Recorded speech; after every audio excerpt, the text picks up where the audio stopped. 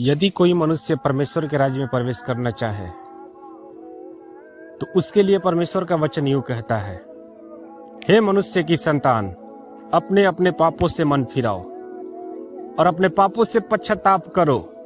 जो तुम जीवन काल में करते हो उन सब पापों से यीशु मसीह के सामने मन फिराओ और पश्चाताप करो, क्योंकि इस ब्रह्मांड में पूरे पृथ्वी पर केवल एक ही नाम है और वो नाम है यीशु मसीह, जो तुम्हारे गुनाहों से आजाद कर सकता है और तुम्हें अपने गले लगा सकता है। अन्यथा ऐसा कोई देवी देवता या भगवान या परमेश्वर नहीं जो आपके गुनाहों को माफ कर सकता है, क्योंकि परमेश्वर यीशु मसीह को ही गुनाह क्षमा करने का अधिकार दिया गया है। इस पृथ्वी का सारा अधिकार यीशु मसीह के हाथों में सौंपा गया है।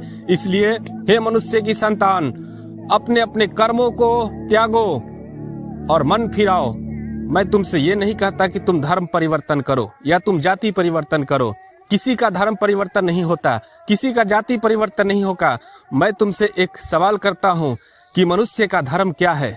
अच्छाइयों पर चलना, बुराइयों को त्याग देना, यही मनुष्य का धर्म होता है। और मनुष्य का धर्म क्रिश्चियन या हिंदू या मुसलमान नहीं होता है।